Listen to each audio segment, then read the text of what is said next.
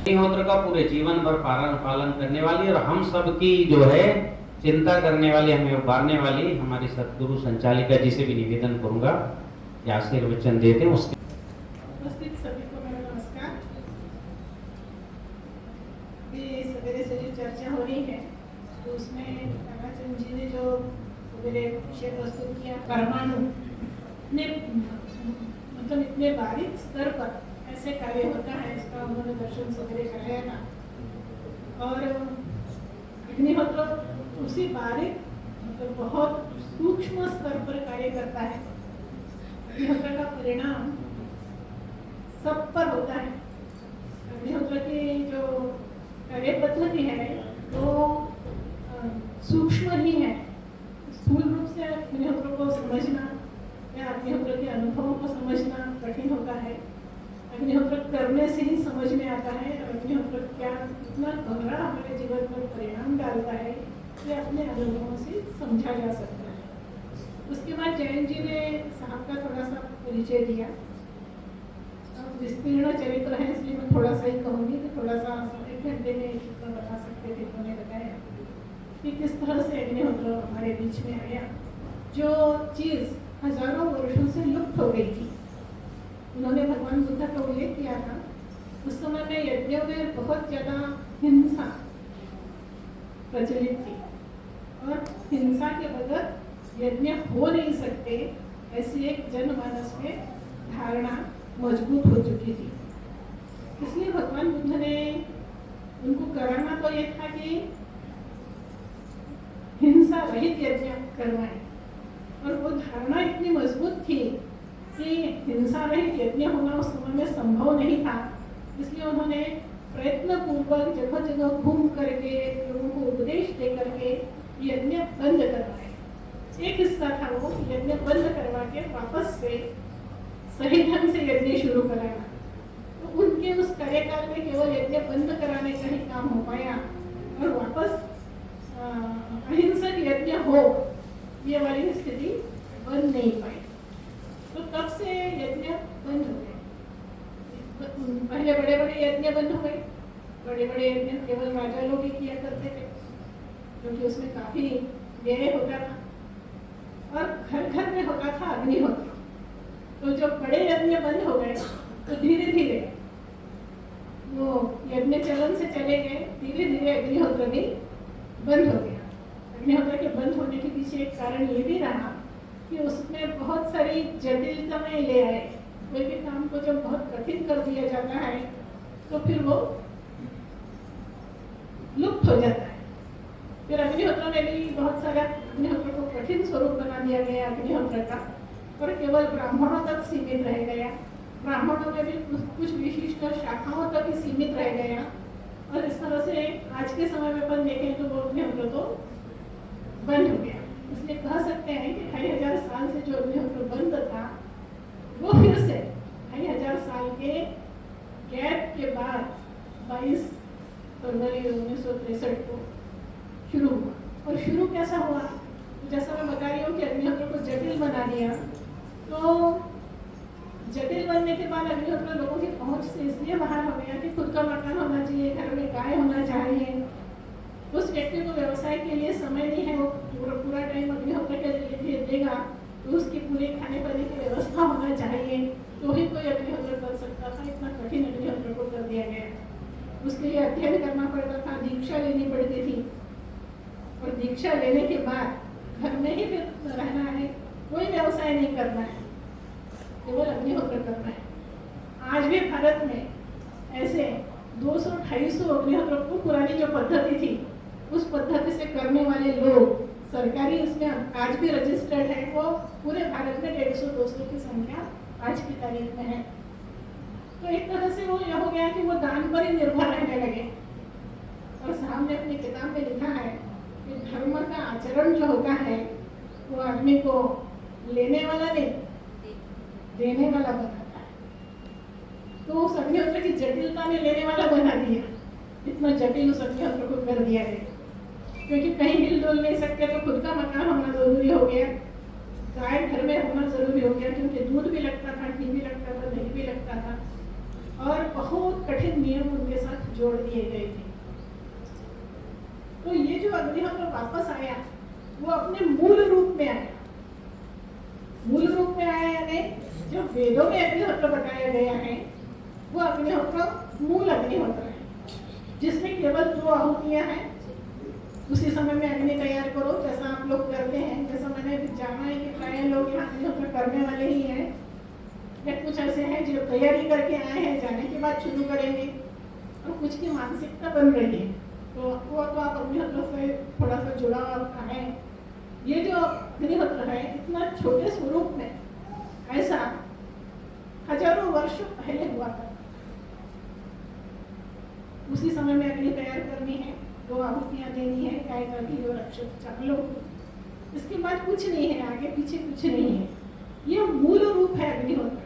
2 आहुति का एक छोटा सा अग्निहोत्र हजारों वर्षों पहले हुआ। जब अग्निहोत्र बंद हुआ तो वो जटिल हो चुका था, उसके बाद ही अग्निहोत्र बंद हुआ। तो ये 2500 साल से भी पुराना जो समय है उसमें कभी इस तरह का अग्निहोत्र होता था, जो साहब ने 1963 में हमारे हाथ में दिया, जो सबके लिए है, जिसमें किसी भी प्रकार का कोई विशेषण किसी आदमी के साथ लगे होने की जरूरत नहीं है, हर कोई कर सकता है। और बिल्कुल मतलब मैंने तो ऐसा देखा है कि जिनके पास आंखें नहीं हैं वो लोग भी अग्निहोत्र करते हैं, जिनके हाथों में प्रॉब्लम है वो लोग भी, मतलब अपन भी कहेंगे, वो लोग भी करते हैं। मैं एक ऐसे विदेशी से मिली हूँ जिसके दोनों हाथ यहाँ से कटे हुए थे, वो भी पैर से।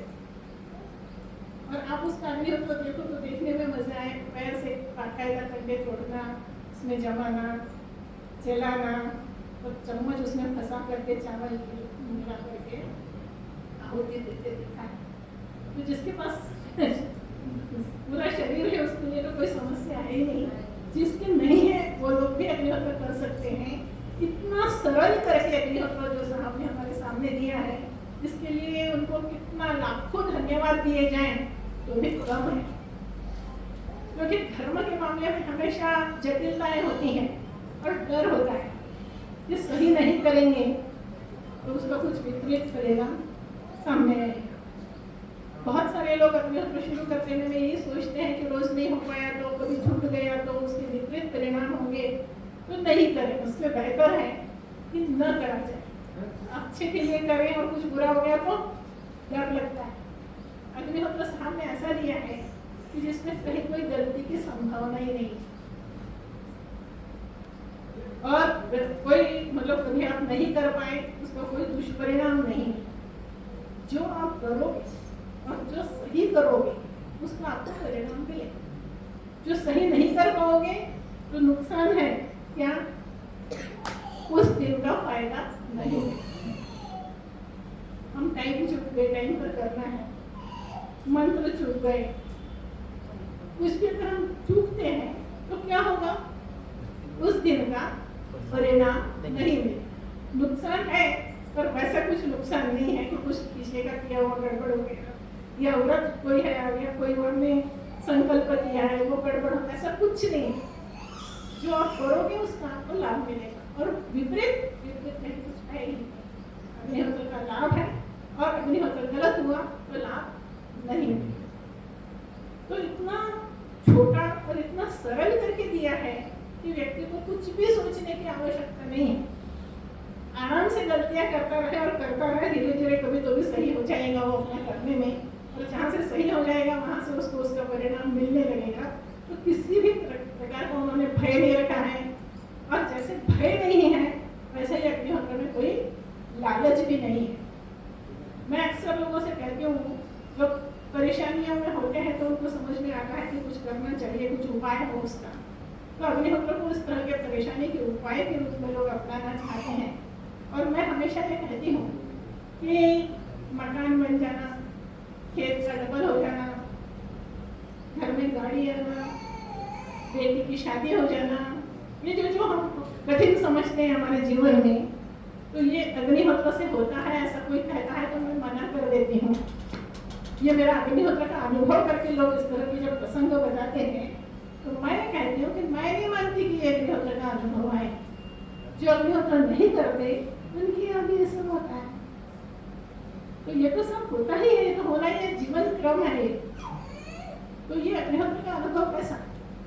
अग्निहोत्र इससे बहुत ज्यादा कुछ करता है। ये सब बहुत छोटी छोटी चीजें हैं, ये हमारे जीवन क्रम है और इसमें ये सब आना ही है और होना ही है।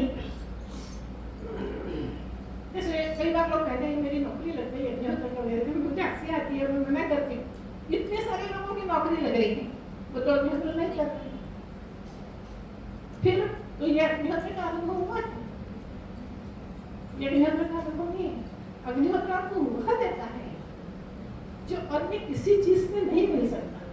नौकरी तो आपको मिलेगी आपकी योग्यता के आधार पर और प्रसंगों के आधार पर। अग्निहोत्र वह देता है जो केवल आपके प्रयत्नों के, प्रसंगों के या भाग्य से या ऐसा कुछ नहीं है, वो सिर्फ अग्निहोत्र से ही मिलता है।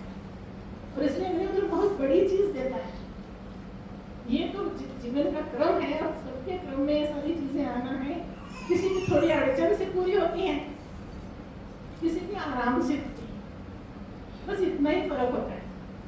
तो अग्निहोत्र को कोई सूक्ष्म प्रतिक्रिया जो अग्निहोत्र की हम पर होती है, मैंने ये देखा है लोगों का अनुभव कि अगर ढंग से कोई व्यक्ति दोनों समय अग्निहोत्र करता है तो 2-4 साल बाद वो अपना एनालिसिस करे कि 4 साल पहले वो क्या था और आज 4 साल बाद वो क्या है। तो उसको ये दिखेगा कि वो तो बहुत ही बदल गया है। हर घटना पर उसकी जो प्रतिक्रिया आज होती है, 4 साल पहले अगर वो प्रसंग उसके सामने आता तो उसकी प्रतिक्रिया बिल्कुल अलग होती। ये जो आपका अंदरूनी परिवर्तन होता है, जो आपके विचारों में परिवर्तन आता है, जो आपको हर चीज को सकारात्मक रूप से लेने का स्वभाव बनाता है, ये परिवर्तन अग्निहोत्र से होते हैं। ये इतने सूक्ष्म परिवर्तन है कि हमको भी पता कभी कभी समझने लगते हैं कि अच्छा ये हमें परिवर्तन आया। लोग ऐसा कहते हैं कि ये जो प्रसंग आज घटित हुआ, ये 4 साल पहले घटित हुआ होगा तो पता नहीं क्या हो गया होगा, यानी वो इतने या तो उत्तेजित हो जाते या इतने गुस्सा आ जाता या इतनी ज्यादा निराशा आ जाती। आज वही प्रसंग 4 साल बाद नियमित अग्निहोत्र करने के बाद, घटित होने के बाद बहुत सहजता से उस प्रसंग को झेल जाते हैं। तो आदमी मन से, शरीर से, विचारों से सशक्त होता है और वो सब बहुत धीरे धीरे होता रहता है। और वो केवल एक तो होता है क्या? जब घर में हम अग्निहोत्र करते हैं तो घर में जितने लोग हैं उन सब पर ये परिणाम होता है। महिलाएं हैं, वृद्ध हैं, बच्चे हैं, आपने जो पशु पक्षी पाल रखे हैं और आपके पेड़ पौधे। अग्निहोत्र को वेदों में प्राण ऊर्जा विज्ञान कहा है। वह विज्ञान जो वातावरण के प्राण को पुष्ट करता है, प्राण को सशक्त करता है। प्राण का सशक्त होने का मतलब ये हुआ हम सशक्त होते हैं। और विज्ञान है वो धीरे धीरे आपके ऊपर, आप चाहते हो या नहीं चाहते हो इससे कोई मतलब नहीं। आप अगर अग्निहोत्र करते हो तो ये परिणाम आप पर धीरे धीरे होता ही है। और इसीलिए घर में जब अग्निहोत्र होता है तो जितने लोग उसमें शामिल होते हैं उन सब में परिवर्तन आते हैं, बहुत सूक्ष्म परिवर्तन आते हैं। और वो हमको कभी कभी पता चलता है कि अरे हम में ये बदलाव आया है, या हम जिनसे संबंधित हैं उनको देख के ऐसा लगता है कि अरे कितना बदल गया, या ऐसे कैसी प्रतिक्रिया कर रहा है, ऐसा तो नहीं करता। इस तरह के सूक्ष्म परिवर्तन अग्निहोत्र लाता है। तो यह परिवर्तन केवल अग्निहोत्र ही ला सकता है। अग्निहोत्र की विधि में जो हम सूर्योदय और सूर्यास्त का समय बताया गया है, तो देखिए सूर्योदय संधि काल है, सूर्यास्त भी संधि काल है। दिन खत्म होता है, रात की शुरुआत होती है, रात खत्म होती है, दिन की शुरुआत होती है। जब हम अग्निहोत्र करते हैं तो प्रकृति में भी उस समय में बहुत सारा परिवर्तन आता है। जितने भी ऐसे संधि काल है ना प्रकृति में, जहाँ जहाँ भी संधि काल है, उन सब का हमारे मन पर और वातावरण पर, शरीर पर, सब पर परिणाम होता है उन संधि कालों में। तो जैसे अमावस्या में अपन देखते हैं समुद्र में ज्वार भाटा आता है, पूर्णिमा पर ये होता है कि चंद्र का संबंध मन से ज्यादा है, तो जरा सी भी मानसिक तकलीफ जिनको है उनकी तकलीफ पूर्णिमा के दिन बढ़ जाती है। कई बार ऐसा होता है जिसकी तकलीफ है उसको गड़बड़ देख के याद आता है कि पूर्णिमा पास में होगी, इतना ज्यादा उसके मन पर परिणाम होता है। तो जितने भी संधि काल हैं उन सब का हमारे मन पर, मेरे शरीर पर, वातावरण पर परिणाम होता है। ये सबसे छोटा संधि काल है जिससे हमें रोज वास्ता पड़ता है, वो है सूर्योदय और सूर्यास्त। तो सूर्योदय के समय जब हम अग्निहोत्र करते हैं तो वो जो बहुत सारी शक्तियां उस समय में पृथ्वी पर आती हैं उन सब का हमें लाभ मिलता है। और शाम के समय में सूर्यास्त की वजह से जो प्रदूषण बहुत ज्यादा, मतलब पूरा दिन धूप की वजह से जो सारा प्रदूषण ऊपर की ओर था वो सब हमारे स्तर पर आ जाता है। तो प्रदूषण के हम पर जो अटैक होता है, बीमारियों का हम पर जो अटैक होता है वो समय संध्या का समय है, सूर्यास्त। उस समय में जब हम अग्निहोत्र करते हैं तो हम उस अटैक से बचते हैं। तो ये दोनों समय जो है अग्निहोत्र में बहुत महत्वपूर्ण है। और जो जैन जी बता रहे थे कि अग्निहोत्र पूरे विश्व के लिए है, मनुष्यों के लिए है, तो आप ये देखिए कि समय कैसा दिया है इसका। जहाँ कहीं मनुष्य रहता है वहाँ जब सूर्योदय होगा, जब सूर्यास्त होगा, तब उसे अग्निहोत्र करना है। तो कई देशों में ना रात को 9 बजे भी सूर्यास्त हो रहा है, सवेरे 4:30 बजे भी सूर्योदय हो रहा है। सब जगह अलग अलग समय है सूर्योदय सूर्यास्त का। और अगर हम ये देखें तो ये विश्व धर्म है, इसका एक स्वरूप आपको अच्छा लगेगा देखना कि जैसे भारत में सवेरे सूर्योदय होता है तो 1.5 घंटे तक सूर्योदय होता रहता है।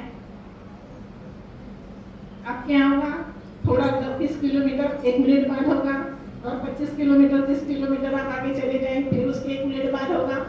ऐसा पूरा 1.5 घंटे सूर्योदय होता है और 1.5 ही घंटे शाम को सूर्यास्त होता है। सिर्फ भारत की बात करें तो 3 घंटे अग्निहोत्र होता है दिन में, कहीं तो कहीं सूर्य। और विश्व की बात करें तो हर टाइम, कोई टाइम ही ऐसा नहीं है जब या तो अग्नय स्वाहा चल रहा होगा या सूर्य स्वाहा चल रहा होगा। अखंड स्वरूप में हम तो एक ही बार करेंगे सवेरे, एक बार शाम, और अखंड अगर घर अग्निहोत्र होता है तो अखंड स्वरूप में पूरे विश्व में सतत अग्निहोत्र चल रहा है, ऐसा समय है सूर्योदय।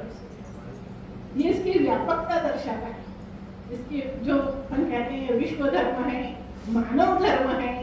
तो और एक बात निश्चित है कि जो अग्निहोत्र हम करते हैं उसका लाभ क्या हमको अकेले को मिलता है, उसका लाभ केवल हमको नहीं मिलता। आप जब अग्निहोत्र करते हैं तो घर का वातावरण शुद्ध होता है, तो दरवाजे पे खिड़की बंद करके तो हम घर को बंद कर लेते हैं, वातावरण को क्या करते हैं, वो तो बाहर जाएगा ना। तो केवल हमको तो नहीं होता, जब हम अग्निहोत्र करेंगे तो हमारे साथ बहुत सारे लोग लाभान्वित होते हैं। और जब बहुत सारे लोग लाभान्वित होते हैं तो आप ये सोचिए कि जब विश्व में होता है तो सारे ही लोग उसके साथ लाभान्वित होंगे सब जगह। क्योंकि कहीं एक जगह प्रदूषण हो तो भी उसका परिणाम बहुत दूर तक होता है, हजारों किलोमीटर दूर होता है। हमने बहुत सारी घटनाओं को इस तरह से देखा है। तो जब शुद्धिकारक वातावरण बनता है तो वो भी बहुत सारी जगहों पर प्रसारित होता है। तो एक व्यक्ति अग्निहोत्र करता है तो उसका लाभ उसके अलावा, उसके परिवार के अलावा अन्य लोगों को भी मिलता है। और जो व्याख्या जैन जी ने अभी सुख की थी, कि सु यानी अच्छा और खो यानी वातावरण। तो अगर सही में हमको सुख चाहिए है तो हमें वातावरण को अच्छा करना पड़ेगा, और जो वातावरण को अच्छा करना पड़ेगा ये किसी एक आदमी का काम नहीं है, सबको जुटना पड़ेगा उसको। तो हमारा फायदा उसको और उसका फायदा हमको, ऐसे हम सुखी हो, ऐसे हमारा वातावरण सुखी हो। वातावरण शुद्ध होना, वातावरण सुखी होना, यानी हम सुखी होना है। आप ये देखते हैं आज दिखता है हमको खूब सारे पैसे हैं, बहुत सारी व्यवस्था है, बड़ी बड़ी पहचान है, फिर भी बीमारियां हमारे सामने हमारे प्रिय को ले जाती हैं। तो ये चीजें तो बचा नहीं सकती। वातावरण, क्योंकि स्वास्थ्य चाहिए, वो स्वास्थ्य कहाँ है? वो वातावरण में। वातावरण को स्वस्थ बनाना पड़ेगा, तभी हम स्वस्थ रह पाए। तो सुख हम सबका सामूहिक है, सुख हमारा अकेले का नहीं है। शरीर के लिए अकेले का होता है। आप एक गर्मी जगह पर बैठे हो और एक अच्छा सा गद्दा बिछा के गर्म जगह पर बैठे हो, तो ये किसको सुख मिला? सिर्फ शरीर। आप कूट कूट के कपड़े धोते हो और वॉशिंग मशीन में कपड़े धोते हो, किसको सुख मिला? सिर्फ शरीर को। सारे कामों को इस तरह से देखो, तो ये जो आज हम सुख कहते हैं वो सिर्फ शरीर। और मनुष्य का शरीर है क्या? मनुष्य केवल शरीर है क्या? वो मन भी है, वो बुद्धि भी है, वो आत्मा भी है, ये सब भी तो जुड़ा है उसके साथ। तो वो जो सुख है वो इन सब को लेकर के है, केवल शरीर को आराम मिलना सुख नहीं है। तो उस सुख के लिए हमें प्रयत्न करना पड़ेगा। तो क्या प्रयत्न करना पड़ेगा? कि उस वातावरण को शुद्ध बनाना पड़ेगा। जैसे अपन ये कहते हैं कि माँ अगर अस्वस्थ है तो बच्चा अस्वस्थ होने की पूरी संभावना है, वो बीमारी लेके आएगा। अब ये जो प्रकृति माँ है जिसमें हम रहते हैं, वो आज की तारीख में अस्वस्थ है। ये हर बच्चा जानता है कि ये प्रकृति आज अस्वस्थ है। इसमें जो चीजें नहीं होना चाहिए वो बहुत सारी धूल, मिट्टी, जस्ता, काम, पता नहीं क्या सारा प्रदूषण मिला हुआ है। तो प्रकृति कहीं से भी स्वस्थ नहीं है। जब प्रकृति स्वस्थ नहीं है तो मनुष्य कैसे स्वस्थ रह सकेगा? वो रह ही नहीं सकता, वो चाह के भी नहीं रह सकता। वो खूब आराम से बताए हुए अच्छे से अच्छे भोजन को करें, बहुत पौष्टिक भोजन करें, वो खूब व्यायाम करें, और जो जैसा स्वास्थ्य के लिए बताए गए सारे नियम फॉलो करें, तो भी बीमारी उसे घेरेगी। व्यायाम करेगा, योगा करेगा, जिम में जाके करे, तो ज्यादा सांस लेगा। तो सांस कौन सी है? प्रदूषित। ये सब करते हुए जो अन्न खाएगा वो प्रदूषित, जो जल पिएगा वो प्रदूषित। तो शरीर को पोषण देने वाले अन्न, जल और वायु, तीनों चीजें प्रदूषित। तो उसके लिए जो सारे प्रयास हैं स्वास्थ्य के लिए, सही खाना या व्यायाम करना या जो कुछ भी टहलना, जो कुछ, उन प्रयासों को सफलता 100% नहीं है। वो कब मिलेगी? हमारे जितने भी इस तरह के अपने को सुखी बनाने के प्रयास हैं, उन सारे प्रयासों को सफलता मिलने का एक ही साधन है, वातावरण शुद्ध। पहले माँ को स्वस्थ करो, माँ को स्वस्थ करना पड़ेगा, बच्चे अपने आप स्वस्थ हो जाए। ये अग्निहोत्र की मूल है कि अग्निहोत्र काहे में काम करता है? पर्यावरण। हमें जो परिवर्तन आता है वो क्यों आता है? जो पर्यावरण शुद्ध होता है उसकी वजह से नेगेटिविटी खत्म होती है, विचारों की नेगेटिविटी खत्म होती है, मन में हमेशा प्रसन्नता बनी रहती है। और जब प्रसन्नता बनी रहती है तो स्वास्थ्य में और विचारों में सारा अच्छा परिवर्तन हमको दिखता है। जो मैं कह रही थी ना, 4 साल बाद अगर हम हमारा ही अवलोकन करें तो हमें पता लगेगा बहुत बदलाव आया। वो उस वातावरण की शुद्धि की वजह से होता है। अग्निहोत्र को सौमनस्य दाता कहते हैं। सौमनस्य का मतलब होता है सुमनस स्थिति निर्माण करने वाला, यानी अच्छी प्रसन्न मनस्थिति निर्माण करने वाला। और प्रसन्न मनस्थिति का बहुत प्रचंड प्रभाव हमारे शरीर पर होता है। अगर आप खुश नहीं हैं तो खाया पिया, ये सब जानते सब एक दूसरे को बताते हैं। बच्चों को विशेषकर कोई भी परेशान है तो अपन उसको कहते हैं कि तुम्हें क्यों दुबले हो रहे हो, भाई खाया पिया नहीं लग रहा है क्योंकि टेंशन कर रहे हो। डॉक्टर कहते हैं कि एंजाइटी सारी बीमारियों का कारण, आजकल एंजाइटी बता देते हैं।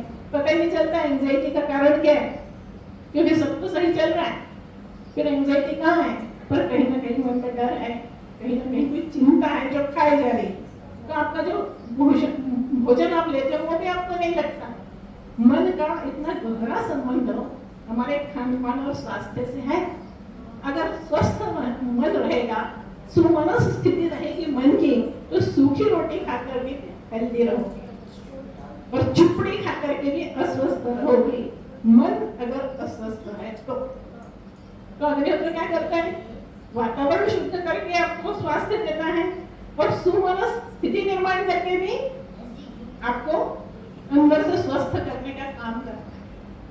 तो वो आपको मतलब अपन ये कह सकते हैं कि चारों तरफ से हमारे जीवन से संबंधित हर एक घटना में अग्निहोत्र का प्रभाव होता है और वो हमको स्वास्थ्य की ओर ले जा रही है। अग्निहोत्र को स्वास्थ्य की ओर ले जाता है।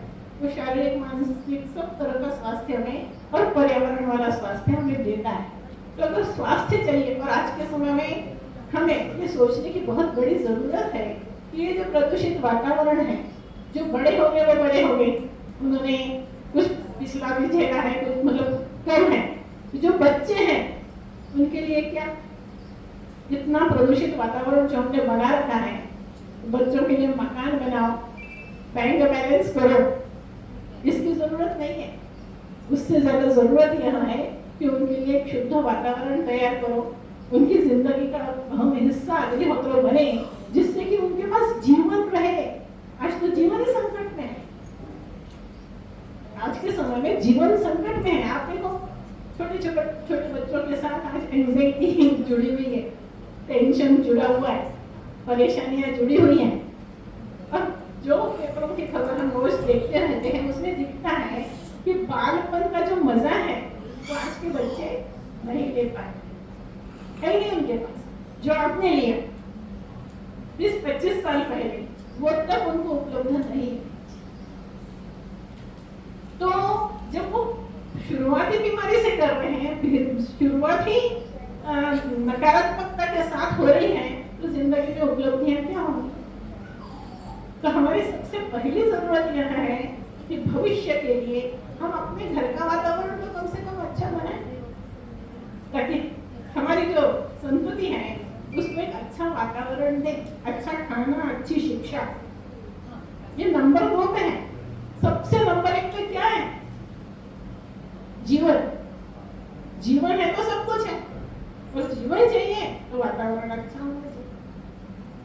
तो सबसे पहली आवश्यकता जो रोटी कपड़ा मकान कहते हैं ना, 3 प्रमुख आवश्यकताएं, मैं कहती हूँ रोटी कपड़ा मकान भी नंबर 2 पे है।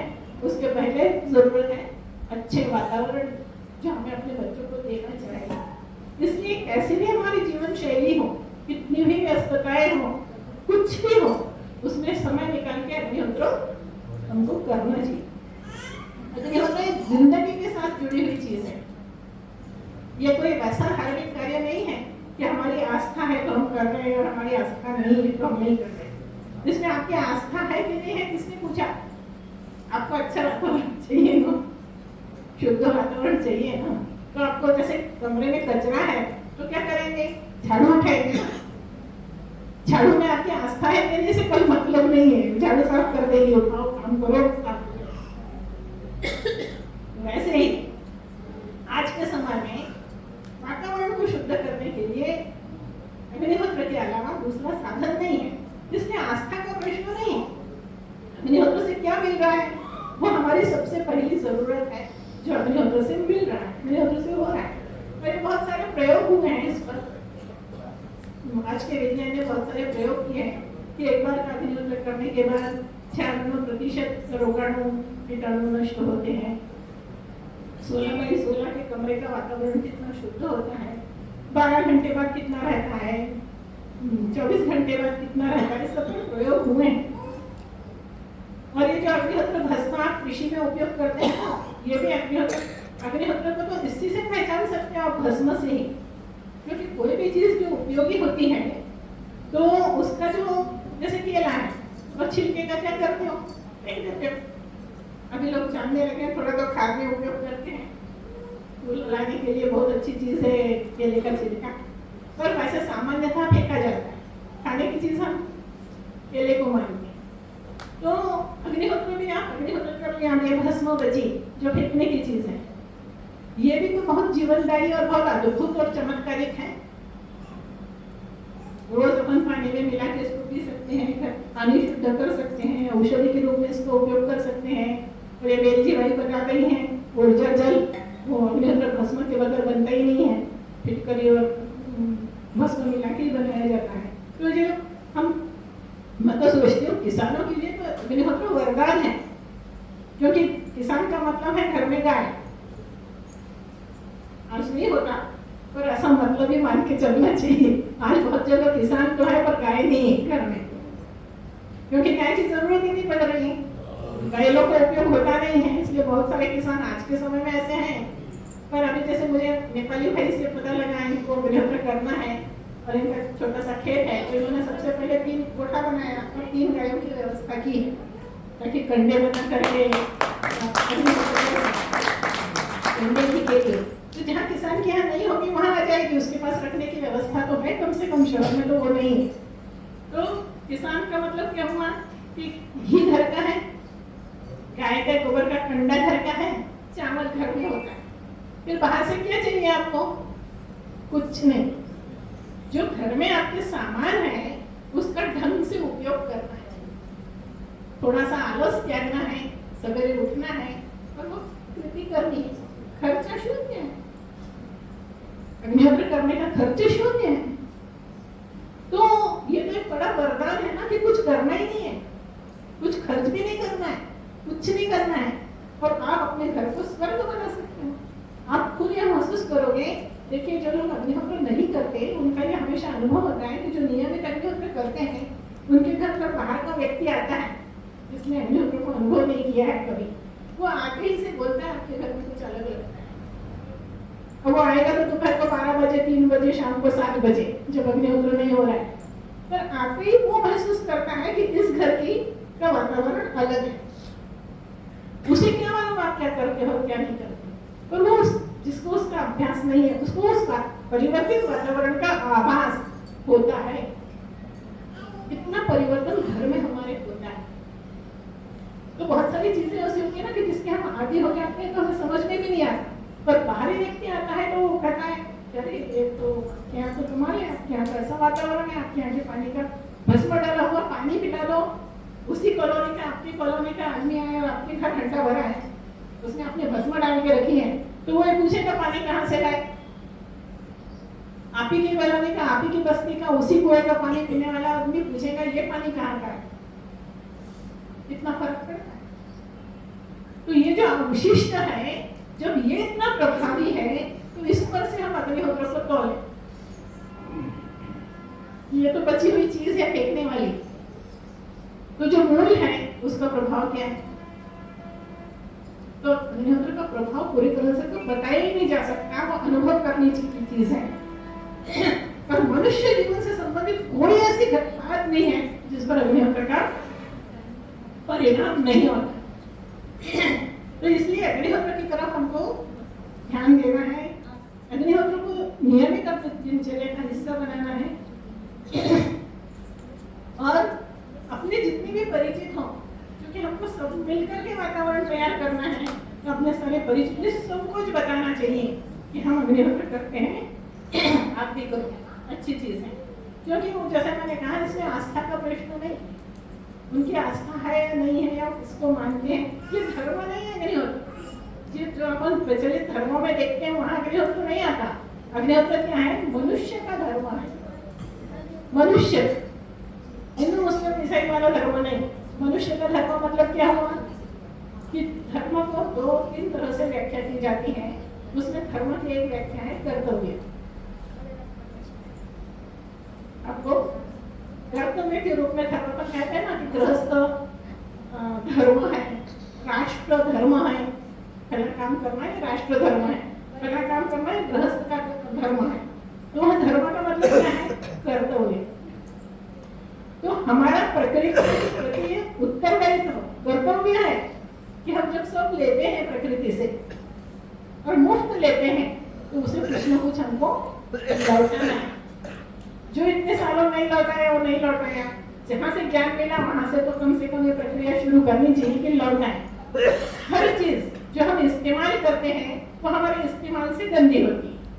हर चीज, कुछ भी, दुनिया की कोई भी चीज ले। एक कपड़ा अपने सूटकेस में रखा है, वो प्रेस किया, 10 साल तक वैसा का वैसा रहेगा। एक बार पहन लो, धोने की जरूरत निर्माण हो जाएगी। तो प्रकृति को सदैव उपभोग कर रहे हैं उसका, तो उसके लिए कुछ करना ये हमारा दायित्व है, हमारा धर्म है। मनुष्य होने के नाते हमारा धर्म है कि हम प्रकृति को लौटाएं, केवल लेने। लेकिन किसी से भी हमारा रिश्ता लेने लेने का नहीं होता। हमारा रिश्ता क्या है? सारा जो भी रिश्ते हम निभाते हैं सारे रिश्ते लेने और देने के होते हैं। आप लेते भी हो कुछ और कुछ देते हो, तभी रिश्ता चलता है। एक भी रिश्ता ऐसा नहीं है, रिश्ता रिश्तेदारी वाला रिश्ता नहीं। आप अगर स्कूटर उपयोग करते हो, साइकिल भी करते हो, तो भी आपको उसको ऑयलिंग क्लीनिंग कराना पड़ता है। सिलाई मशीन भी करते हो तो भी उसको छुट्टी देनी पड़ती है, उसके लिए कुछ करना पड़ता है। जो कुछ भी चीज आप गाय पालते हो, दूध लेते हो, तो आपको उसको खाना देना पड़ता है, सेवा करनी पड़ती है। कुछ भी जो कुछ भी है, पूरा रिश्ता कैसा है? लेने का और देने का। प्रकृति के साथ करते हैं क्या हम? कभी हमने कभी किया किसी को करते देखा है? हमारी जिंदगी में हमने नहीं देखा ये रिश्ता निभाते हुए किसी को। तो फिर वो रिश्ता निभाना पड़ेगा आज के समय में कि हम जब ले रहे हैं तो हमें उसे स्वस्थ रखने के लिए कुछ देना भी पड़ेगा। ईश्वर वेदों में जितने भी देवता बताए हैं वो देवता यानी प्रकृति है। जैसे इंद्र है, सूर्य है, चंद्र है, वायु है, वरुण जल है, ये सारे देवता बताए हैं। तो ये देवता कौन है? ये ऐसे मनुष्य शरीर में स्थापित देवता नहीं है। जितने भी वेदों के देवता हैं वो कौन है? वो पूरी प्रकृति है। और सब यज्ञ में कहा गया है कि ये हवि हम देते हैं तो वो देवता ग्रहण करता है। अग्नि को भी देवता कहा है तो वो ग्रहण करता है। तो ये देखिए अपन अग्निहोत्र करते हैं तो अग्निहोत्र की जो आहुति देते हैं तो ये जो गैसेस निकलती हैं ये प्रकृति ग्रहण करती है ना। वैसे हम भगवान को नैवेद्य लगाते हैं तो भगवान खा रहे नहीं दिखता। जो सामने हम जिनकी पूजा की है वहाँ थाली रखने के बाद हमको नहीं दिखता है कि वो उसको ग्रहण कर रहे हैं। पर यहाँ तो हमको दिखता है कि अग्नि जल में वो आहुति जल रही है, यानी अग्नि ने आपकी आहुति ग्रहण की और ग्रहण करने के बाद प्रकृति में पूरी प्रसारित कर दी। इसीलिए वेदों में अग्नि को देवताओं का मुख कहा है। जितने भी प्रकृति है उसको अगर हमें कुछ देना है तो कैसे देंगे? स्थूल रूप में कुछ भी नहीं दे सकते प्रकृति को, तो सूक्ष्म रूप में देना पड़ेगा। और इसीलिए देवताओं में अग्नि को प्रमुख कहा गया है। अग्नि माध्यम है हमें अगर प्रकृति को कुछ देना है। अग्नि के बगैर हम प्रकृति को कुछ नहीं दे सकते।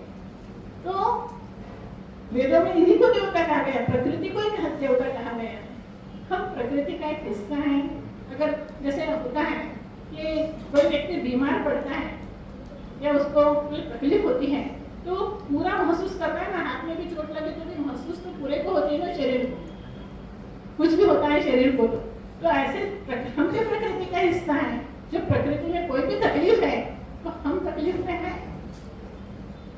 हम अपना प्रकृति से जो रिश्ता है, जो बहुत आत्मीय रिश्ता है हमारा प्रकृति के साथ, बहुत अभिन्न रिश्ता है प्रकृति के साथ, पर आज के समय में वो सोच ही नहीं है। सवेरे उठे, अपना खाना बनाया, खाया, काम पे गए, आए, प्रकृति कहाँ है? जबकि उससे हमारा बहुत घनिष्ठ रिश्ता है। तो इस रिश्ते को अग्निहोत्र समझा देता है और प्रकृति के प्रति प्रेम निर्माण करता है, आत्मीयता निर्माण करता है, प्रकृति को सहेजने की प्रवृत्ति निर्माण करता है। तो अग्निहोत्र हमारे आज के समय की आवश्यकता है। कहते हैं ना, हर युग के लिए कुछ न कुछ उपाय आता है। वैसे इस युग के लिए जो भी सारी परेशानियां हैं उन परेशानियों के उपाय के रूप में अग्निहोत्र बताएगा। किसी ने साहब को पूछा था जब उन्होंने प्रतिज्ञा की कि आपने प्रतिज्ञा तो की, प्रतिज्ञा आप जानते हैं कितनी कठिन प्रतिज्ञा है? ये बहुत कठिन प्रतिज्ञा है। और पूर्व में जो लोग आए जिन्होंने इस तरह का धर्म स्थापना का कार्य किया, तो किसी ने शस्त्र का उपयोग किया या किसी ने शास्त्र का उपयोग किया। तो आपका शस्त्र या शास्त्र क्या है? तो शस्त्र का उपयोग किया यदि अपने देखते हैं कि भगवान राम ने जैसे धनुष्य बाण इस्तेमाल किया है। और शास्त्र यानी हिंदू धर्म की स्थापना के लिए शंकराचार्य जी ने शास्त्रार्थ किए हैं, शास्त्रों को आधार बनाया उन्होंने। तो किसी ने शस्त्र को आधार बनाया, किसी ने शास्त्र को आधार बनाया। आपने क्या चुना है? तब सामने उनको उत्तर दिया था, पत्र उनका था कि हमारा शस्त्र भी और शास्त्र भी अग्निहोत्र है। इसी एक माध्यम से सत्य धर्म की पुनर्स्थापना होगी। तो शस्त्र इस तरह से है कि सही में अग्निहोत्र कुछ मारता है। क्या मारता है अग्निहोत्र? प्रदूषण को मारता है। तो शस्त्र भी है, शास्त्र तो है क्योंकि उसको बहुत बारीकी से समझने की आवश्यकता है, पर शस्त्र है मतलब आज के प्रदूषण का एंटीडोट है, ये उसको खत्म करने के लिए अग्निहोत्र है। तो शस्त्र और शास्त्र ये दोनों काम अग्निहोत्र से पूरे होते हैं। तो समझ में आएगी, उसको बड़ापन समझ में आएगा। कहीं पर भी संकोचित और ऐसा स्वरूप अग्निहोत्र का नहीं है, और इसीलिए हमने भी अपने कार्य में कहीं पर भी संकुचितता नहीं रखी। जो जैन जी बता रहे थे ना, ऐसा ही एक बार यहीं पे भोपाल में उनको आना था, तो कुछ जुलूस का कार्यक्रम लोगों ने रखा, तो झंडे का बोला उन्होंने, हमने कहा हमारा एक ही झंडा है, तो ऊपर नहीं चाहिए घर में, उस कमरे में चाहिए बाथरूम, अग्निहोत्र का पात्र घर के अंदर, वो हमारा झंडा है। हमारी पहचान वो वाला झंडा नहीं, वो चाहिए ही नहीं, क्योंकि वो सब सीमित करता है आदमी। ये तो हर घर में, वो घर किसका है इससे कोई मतलब नहीं, किसी का भी नहीं।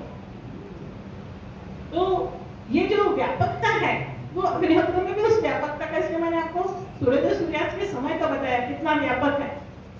ऐसे ही मंत्र है, ये भी सीमित अर्थ नहीं रखते, सब बहुत व्यापक है और पूरी दुनिया को एक साथ जोड़ने वाला है अग्निहोत्र। और आज इसका एक स्वरूप हमको हमेशा दिखाई देता है कि अभी कुछ दिन पहले यहाँ एक वो आई थी, ऑस्ट्रिया की महिलाएं थी।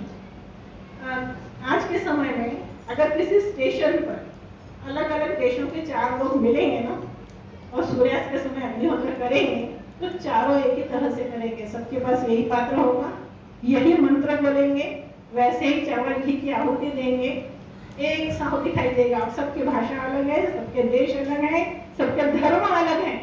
अग्निहोत्र सबको एक मंच पर पूरी दुनिया को खड़ा करने का सामर्थ्य रखता है। और ये होगा जब महापुरुष कोई भी संकल्प लेते हैं तो उनके संकल्प के साथ ही वो संकल्प पूरे होते हैं, जो दृश्य रूप में हमको बाद में दिखाई देते हैं। तो ये संकल्प है, घर घर अग्निहोत्र होगा तो ये होगा, और पूरी दुनिया को एक जगह जोड़ने वाली चीज आगे आने वाले भविष्य में केवल मात्र अग्निहोत्र है। और मनुष्य को जो चाहिए वो सुख प्राप्त करने, और प्रजापति सह, प्रजा का जो पति है, जो ईश्वर है, जिसने प्रकृति को बनाया, हमें बनाया, सब कुछ जो कर रहा है वो प्रजापति। तो ये तीनों शब्द जो है सूर्य, अग्नि, सूर्य इस सूर्य के लिए नहीं है, जब हम अग्नि सह बोलते हैं तो इस अग्नि के लिए नहीं है, ये सब ईश्वर का वर्णन है। और अर्थ क्या है इसका? अर्थ यह है कि हे सूर्य या अग्नि या प्रजापति, हे ईश्वर, जो कुछ भी मेरा है वो सब तुमको समर्पित है, मेरा नहीं है। अग्नये स्वाहा, अग्नये इदम, अग्नि का है तो मेरा नहीं है। और हमारी सारी परेशानियों की जड़ क्या है? मोमो से ही सारी परेशानियां हैं। तो ये मंत्र भी हमारे मन पर जो रोज रोज हम बोलते हैं, तो ये हमारे मन पर परिणाम करता है। बोला ना, हर तरह से अग्निहोत्र आपको तैयार कर रहा होता है, अंदर से बदल रहा होता है, तो उसमें मंत्रोच्चारण भी शामिल है। वैसे ये मंत्र जो है ये इनके ध्वनि कंपनों की वजह से कहाँ पर है। जब हम सूर्याय स्वाहा कहते हैं तो सवेरे जो वातावरण में संगीत व्याप्त है उससे मेल खाते शब्द ये है सूर्याय स्वाहा। जब शाम को हम अग्नये स्वाहा कहते हैं तो सूर्यास्त के समय में जो वातावरण में संगीत करने लोग हैं उन सबको ये परिणाम होता है। महिलाएं हैं, वृद्ध हैं, बच्चे हैं, आपने जो पशु पक्षी पाल रखे हैं, तो वो प्रसारित करना है। ये जो 22 फरवरी 1963 को शुरू हुआ, जिसने 61 साल की यात्रा पूरी की है, वो आने वाले समय में घर घर पहुंचे। साहब का संकल्प है ये कि जन जन तक इसको पहुंचाना है। तो इस संकल्प पूर्ति में भी हमको उसमें मदद करनी है। और मदद करनी तो कोई भी चीज जो हम कर रहे हैं और प्रसारित करनी है उसको बहुत अच्छे से समझना पहले जरूरी है। अगर हम समझेंगे तो हम दूसरों के भी प्रश्नों का अच्छे से उत्तर दे सकेंगे।